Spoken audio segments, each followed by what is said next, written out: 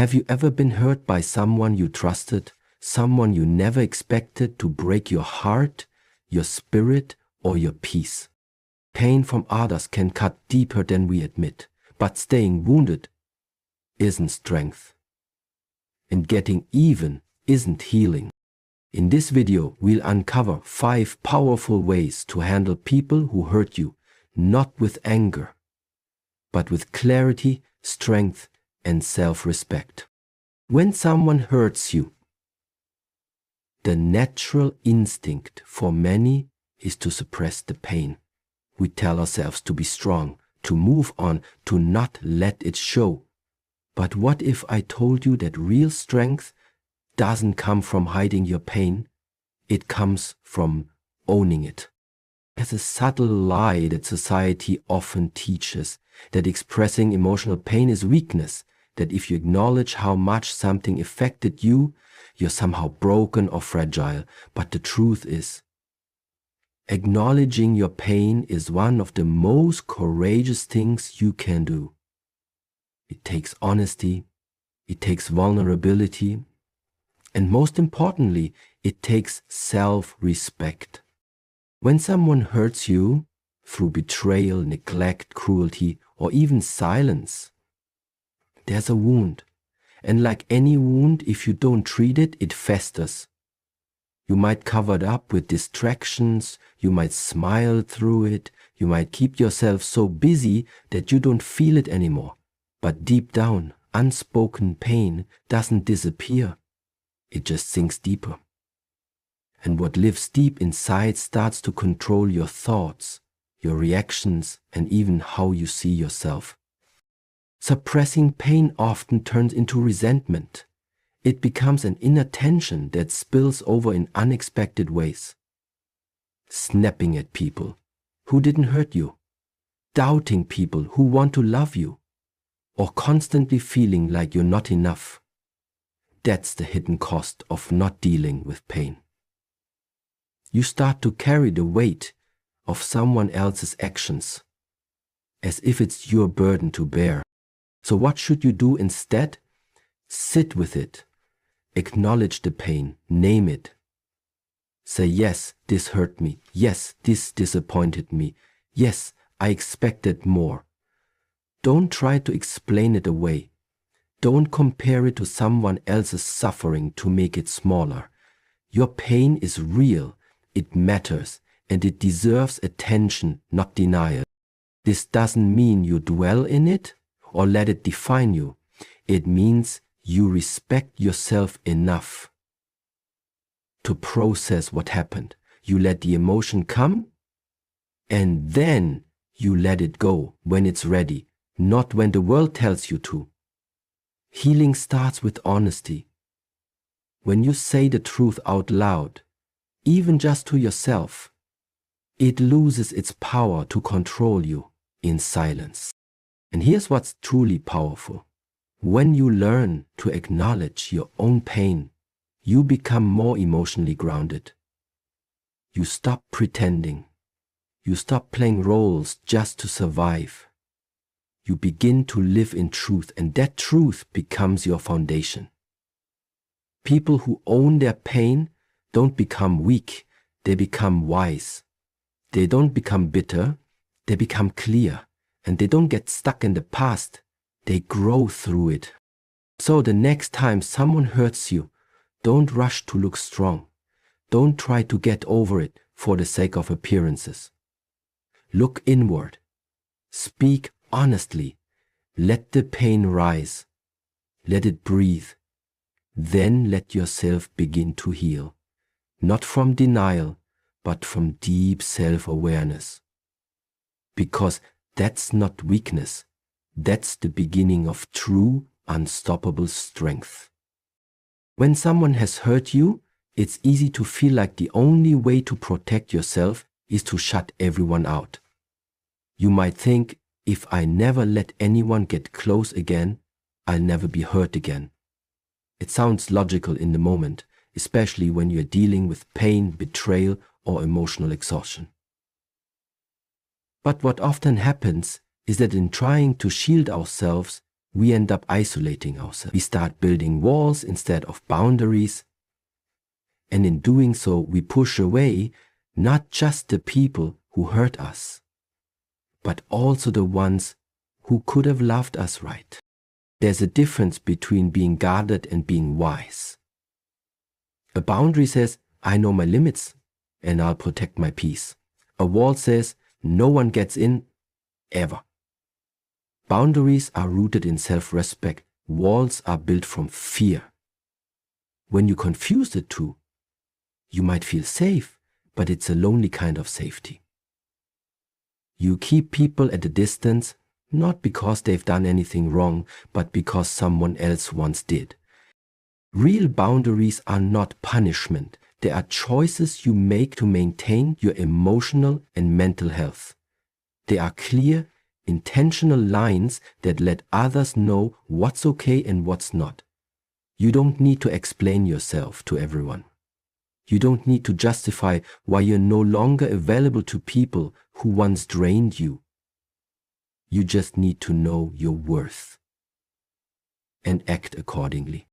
When someone has disrespected you, hurt you, or repeatedly crossed your lines, it's okay to say, I can't allow this in my life anymore. That isn't rude. That isn't heartless. That's maturity. You're not seeking revenge. You're not trying to make them feel what you felt. You're simply choosing peace over chaos, clarity over confusion. But here's the tricky part. If you're not careful, pain can make you numb. You start expecting every person to hurt you the same way. You become overly cautious, mistrustful, and closed off. You begin to think that emotional detachment is strength, but emotional detachment isn't healing. It's survival mode. And no one grows in survival mode. You just stay stuck, avoiding deeper connections, avoiding vulnerability, avoiding the very things that make life rich and meaningful. True healing requires you to balance protection with openness. It means you learn from your pain, but you don't let it poison your perspective. Not everyone is out to harm you. Some people will show up with love, respect, and consistency. But you'll never know if you don't allow yourself to be seen. Setting boundaries means you can still love, still connect, still trust. But with wisdom, you stop pouring into empty cups. You stop tolerating what feels heavy, and you start honoring your inner peace like it's sacred, because it is.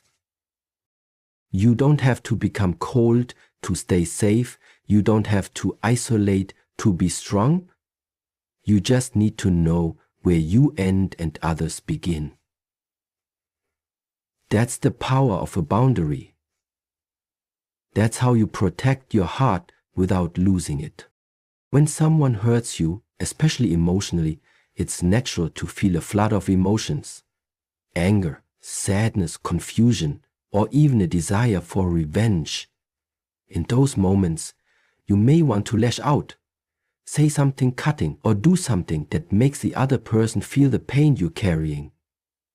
That's the impulse, to react quickly, emotionally, and without thought. But the truth is, reacting in the heat of the moment rarely leads to resolution or peace. More often, it adds fuel to a fire that's already burning. There is a powerful difference between reacting and responding.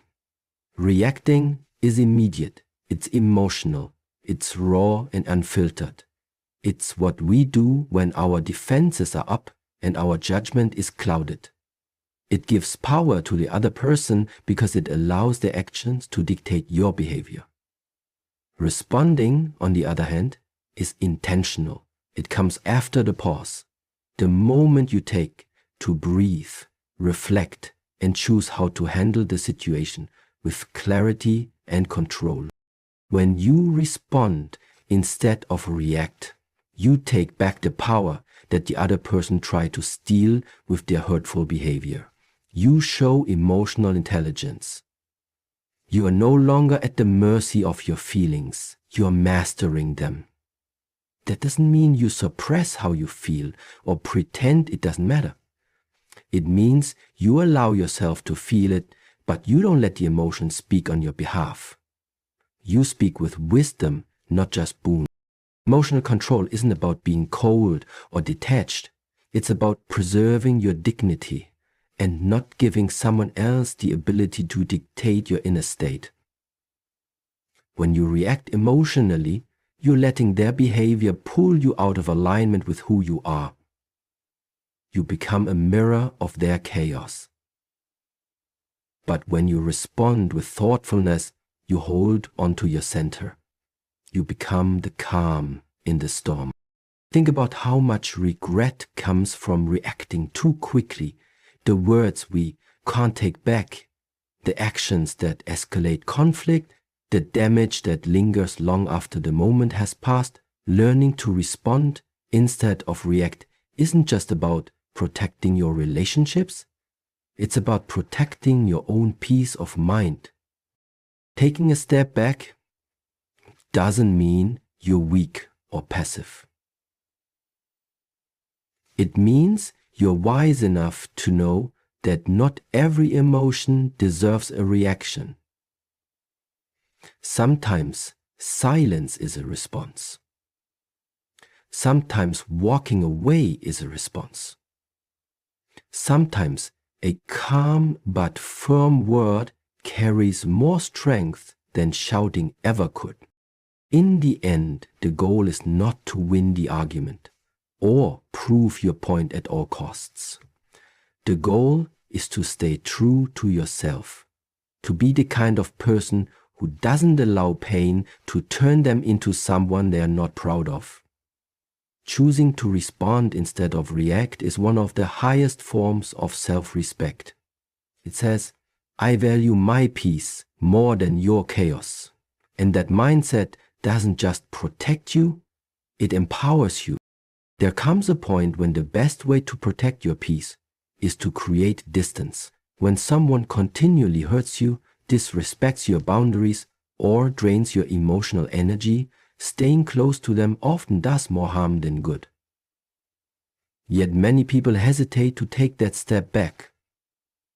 They fear that distancing themselves might look like they're giving up, being cold, or trying to punish the other person. But walking away isn't always about punishment. It can be about preservation. It's not about ego. It's about self-respect. Choosing to distance yourself is a deeply personal and powerful act.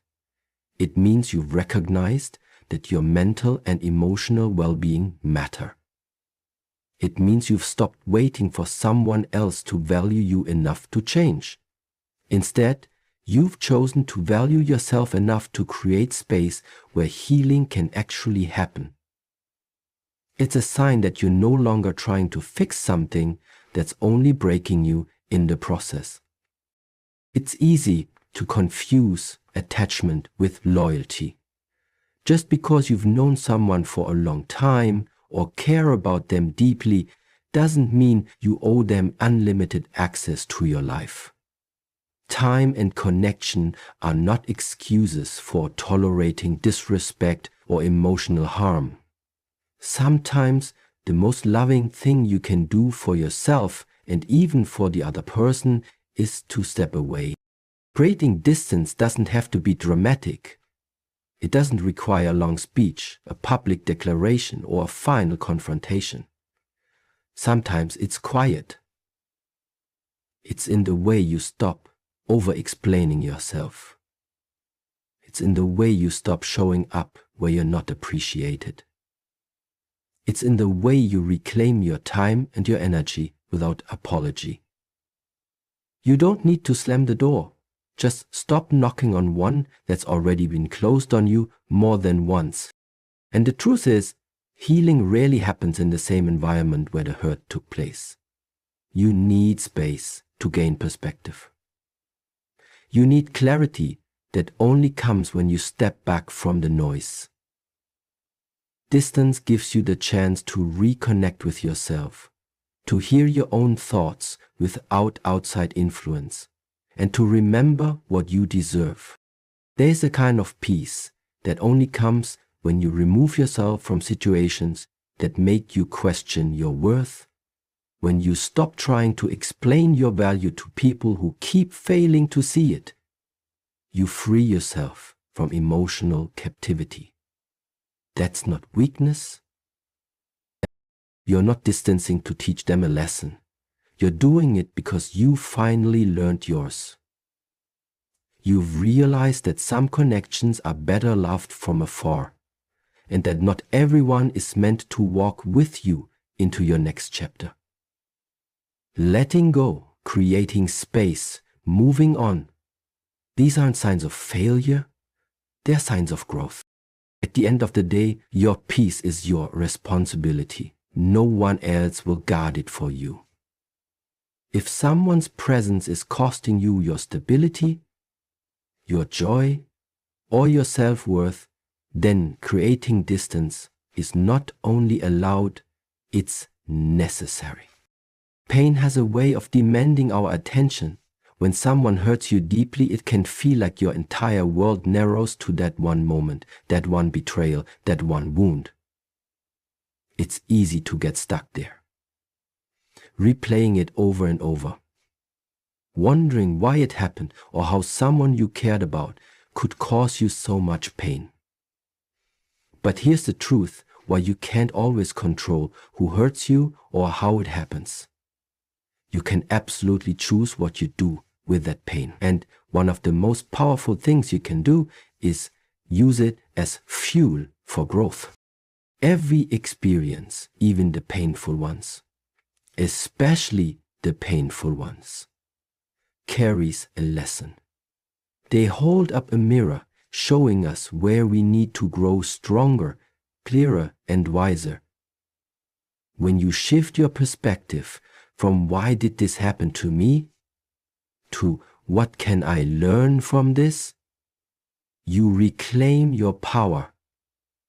The hurt becomes something you rise from, not something you drown in. Think about it like this. Pain is a signal. It's pointing you towards something. Maybe it's showing you a boundary you didn't know you needed. Maybe it's revealing a pattern in your relationships that needs to change. Maybe it's teaching you how to stand up for yourself, how to trust your instincts, or how to stop tolerating things that don't align with your worth. That pain, as much as it stings, can be your turning point, if you let it be. But using pain as fuel doesn't mean pretending you're okay when you're not. It doesn't mean skipping over the hurt just to get to the lesson. It means honoring the process. Feeling every emotion, letting it be messy, and then gradually choosing to rise. Not in spite of the pain, but because of it. There's something incredibly empowering about transforming what was meant to break you into the very thing that builds you. People who hurt you may have intended to leave a scar, but that scar doesn't have to be ugly or shameful. It can be a symbol of your strength, a reminder of what you survived, proof that you didn't just go through something, you grew through it. Pain can either harden you or sharpen you. The difference is in what you choose to do with it. You can let it close your heart, make you bitter, keep you guarded. Or you can let it open your eyes, make you wiser, more discerning, more intentional about who and what you allow into your life. This isn't about revenge. It's not about proving anything to the people who hurt you. It's about evolving for yourself. Every painful experience is a piece of your story, but it doesn't have to define the whole story. It can be a chapter of strength, clarity, and resilience. So take the pain and don't just carry it, transform it. Turn it into purpose. Let it shape the version of you that no longer settles, no longer stays silent, and no longer forgets their own power. Forgiveness is one of the most misunderstood concepts when it comes to healing from emotional pain. Many people believe that forgiving someone means excusing what they did, welcoming them back into your life, or pretending like the hurt never happened. But that's not what true forgiveness is. Forgiveness is not about them. It's about you. It's not a gift for the person who hurt you. It's freedom for yourself. When someone wounds you, it's natural to hold on to the pain. You think about what they did. You replay the moment. You imagine all the things you wish you had said. Sometimes you even hold on to the anger because it feels like letting go would mean they got away with it. But the truth is, the longer you hold on to that anger, the more you keep yourself tied to the pain. It becomes a chain around your spirit, weighing you down long after the person is gone. Forgiveness doesn't mean you're saying what happened was okay. It doesn't mean you have to trust the person again. It doesn't mean you have to forget. What it means is that you are choosing not to let their actions continue to control your life. You are refusing to let the wound define your future. You are taking the power back by deciding that your peace matters more than your pride or your pain.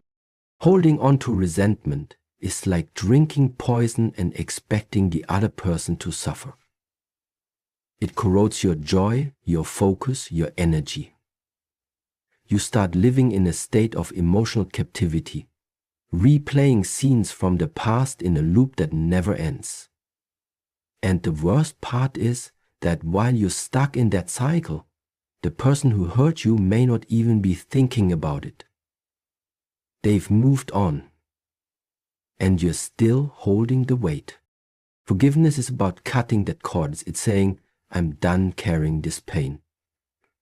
It doesn't require reconciliation. It doesn't require you to tell the other person anything. It's a quiet, internal shift where you release the grip the pain has on your heart. And when you do that, you create space for healing, for peace, for joy. The process of forgiveness isn't always quick or easy. It's a decision you may have to make more than once. Some days, the hurt will rise again, and you'll have to remind yourself, I've let this go. And that's okay. Healing isn't linear. But each time you choose release over resentment, you grow stronger. Forgiveness doesn't erase the past, but it breaks its power over your future. It doesn't make you weak, it makes you wise. It's a declaration that you are more than what was done to you. You are not your wounds. You are not the pain they caused. You are the person who rose beyond it, who refused to let it define you, and who chose peace over poison. And that kind of strength is unshakable. You know, life has this way of handing us moments we never asked for. People come into our lives, some lift us up and some leave wounds we never saw coming. And when you are hurt, really hurt, it changes you. At first you want to scream, you want to make sense of it, you want to know why. But eventually you reach a point where you stop chasing explanations and start choosing peace. It's not about pretending it didn't happen. It's about refusing to let it keep happening inside you. Because holding on to pain doesn't protect you. It only keeps you locked in a story that no longer serves you. So maybe it's time to stop hiding the hurt and start healing from it. Time to set boundaries, not to shut people out, but to let yourself breathe. Time to pause before reacting and respond like someone who knows their worth.